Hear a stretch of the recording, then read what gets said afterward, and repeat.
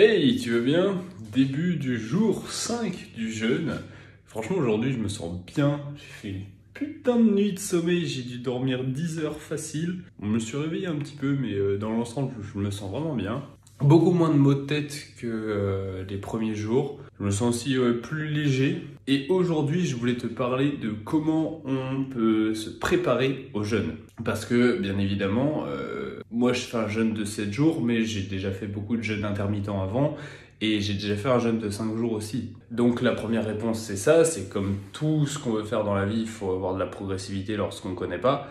Tu t'attaques pas à faire des séances full planche alors que tu n'en as jamais fait de ta vie. Non, tu continues les séances habituelles que tu fais et tu mets un petit peu de planche par-ci par-là, puis au fur et à mesure, la planche occupera de plus en plus de place dans tes entraînements. Bon bah, concernant le jeûne, le fait de pas manger, ça fonctionne de la même manière.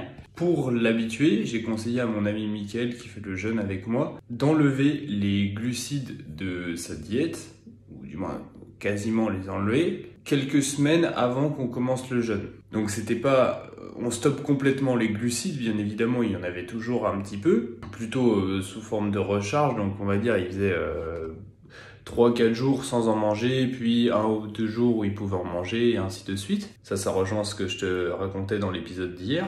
Et le fait de ne pas manger de glucides comme ça, mais simplement de la viande, des œufs, du fromage, des noix, etc., ça s'appelle le régime cétogène. Tu le retrouveras sous le nom de keto en anglais. Moi, je trouve que c'est un bon moyen de s'y préparer parce que ce qui fait le plus mal quand on jeûne, c'est le manque de glucides surtout. C'est pour ça que j'avais des maux de tête. Et c'est efficace pour les personnes qui tolèrent pas bien le fait de ne pas manger. Quand tu fais du cétogène, tu continues de manger autant de repas qu'avant, mais tu manges juste pas la même chose. Et concernant les personnes qui, elles, tolèrent bien le fait de sauter les repas, elles peuvent tout simplement faire du jeûne intermittent pour s'habituer à un jeûne long. Encore une fois, je répète que le jeûne long, c'est quelque chose de dangereux. Je le fais pour moi-même. Je n'encourage personne à le faire. J'explique simplement mes raisons personnelles.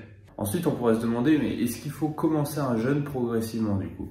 En fait, le jeûne n'a pas besoin d'être commencé particulièrement progressivement. Du moins, moi, la première fois que j'ai testé, je l'ai fait progressivement. Donc, j'étais à 2 repas par jour, 1 repas par jour, puis 0.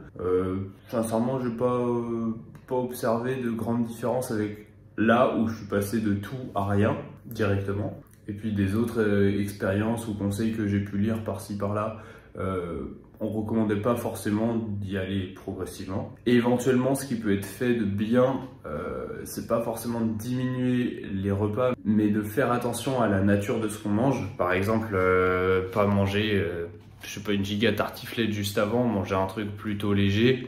Encore une fois, si t'es pas habitué, tu auras probablement besoin de plus de progressivité que quelqu'un qui l'est. Mais en mon sens, si on est un minimum habitué au jeûne intermittent, au régime cétogène, on peut stopper du jour au lendemain sans que ça pose de soucis. Et d'ailleurs, quand on commence, je recommande fortement de prendre des photos, comme ce que j'ai fait, et également de se peser pour voir l'évolution. Là, en l'occurrence, je n'ai pas de balance, mais la première fois que j'avais fait un jeûne, je pouvais me peser et je voyais que je perdais à peu près 1 kg par jour. Je partais de 70 kg et je suis tombé à 63 en 5 jours et demi. Là, en l'occurrence, je sais à quel poids je suis parti. Donc, je suis parti à 67 kg à peu près. Je pense que je suis déjà à 62, 63. Sincèrement, je sais pas si j'ai déjà été aussi léger toute ma vie. Enfin, de toute façon, ça t'as pu le voir sur les photos, c'est un petit peu terrifiant. Donc aujourd'hui, ça va être un autre jour plutôt calme. Travail, guitare, jeux vidéo, tout ça. Donc, je t'ai dit que le jeûne, je le faisais pas seul, je le faisais avec Mickaël.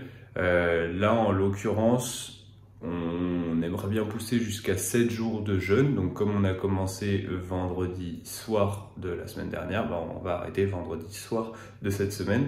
J'ai le choix d'arrêter le soir. Je me dis que ce serait bien d'arrêter le soir parce que quand tu as de la nourriture dans le ventre, ça aide un petit peu à dormir quand même. Genre si tu as pris des glucides juste avant de dormir, ça peut être une bonne chose. Et ça, je pense que j'en parlerai en détail demain, de la nature du repas de reprise, etc. Je donnerai plus d'informations là-dessus. J'ai une petite histoire à raconter aussi. Bon allez, je t'ai suffisamment teasé, moi je vais faire ma journée. Fais la sienne, à toutes.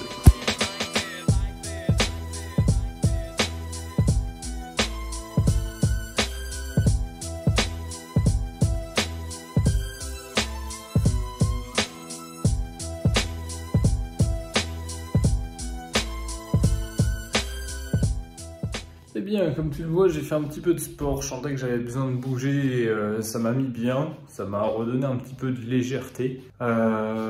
J'ai aussi fait attention à ça, mais concernant ma peau, ça commence à se réaméliorer. En fait, le premier jour, c'était pas trop mal, puis deuxième, troisième, ça s'est un peu dégradé. Je suppose que c'est parce que le corps profite de cette phase-là pour tout évacuer. Et là, ça commence à revenir, même ma langue, c'est un peu moins blanc qu'avant. Surtout, ce qui compte, c'est au réveil, voir si la langue elle est blanche ou rose. Si elle est blanche, comme je te l'ai dit, comme les odeurs, comme la peau, etc. C'est des choses qui montrent que le corps rejette. Donc, dès que ces symptômes-là diminuent, ça veut dire que le corps, il finit sa purification, entre guillemets. Donc, c'est bien. Ça veut dire que c'est en amélioration. Concernant la séance de sport, ouais, en soi pendant, c'est bizarre parce que à la fois, je sens que je suis plus léger, mais en même temps, je sens que je peux pas faire d'efforts très très longs, quoi. Donc j'ai testé des efforts qui ont très peu d'impact musculairement parlant, l'isométrique concentrique ou des dead start par exemple. Donc les dead start, autrement dit les départs arrêtés, c'est quand tu fais un mouvement concentrique alors que ton muscle n'a pas eu de phase excentrique avant.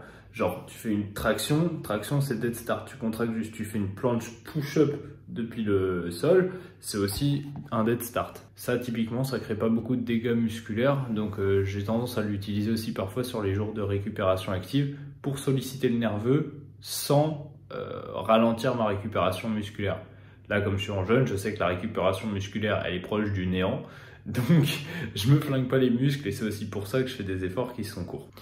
Bon, je te retrouve probablement ce soir après avoir pris les photos. Moi, je vais retourner à mes occupations, toujours calme. Alors, à ce soir. Eh bien, c'est la fin de la journée. Pour revenir sur les quelques moves que j'ai fait en street, je sentais que ma coordination était étrange. En même temps, c'est normal. Je pense que si j'ai perdu 4 ou 5 kilos, j'ai du mal à avoir les mêmes sensations. C'est aussi pour ça que je me suis tourné vers des dead start ou de l'isométrie concentrique. Je sais pas si j'en referai demain, à voir en fonction des courbatures que j'ai éventuellement ou non. J'ai vraiment fait très light dans le but de pas avoir de courbatures et surtout parce que je sentais que j'avais besoin de bouger un petit peu. Parce que mine de rien, quand tu fais des journées où tu es quasiment assis tout le temps, ça tire de fou. Surtout dans le dos, tu sens que ça devient un raid, tu sens que ton corps il se fossilise. Donc justement là-dessus, si jamais tu sens que toi ton dos il tire à la fin d'une journée de taf parce que tu taffes assis, voici un étirement que tu peux faire. Tu te mets en position chevalier servant, comme si tu envoies le bassin vers le sol en serrant les fesses. Ok, on n'est pas en mode dos creusé Kardashian, je suis en mode je serre les fesses, j'envoie les hanches vers le sol. Hop.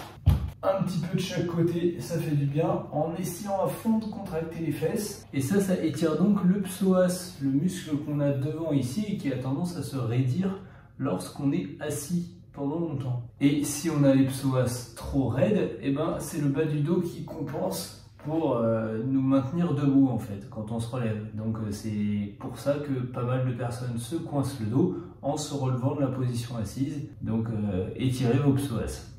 Voilà, c'était le dernier tutoriel du jour. Je vais reprendre mes photos. Je pense que toutes les photos, je te les montrerai à la fin pour comparer jour 1 et jour 7. J'espère que la série te plaît toujours autant. N'hésite pas à réserver ton appel gratuit avec moi via le premier lien en description. Tu peux aussi aller sur mon site internet pour réserver un coaching ou une formation. D'ici là, porte-toi bien mon gars, passe une bonne soirée, entraîne-toi bien, récupère bien, c'était Moulax.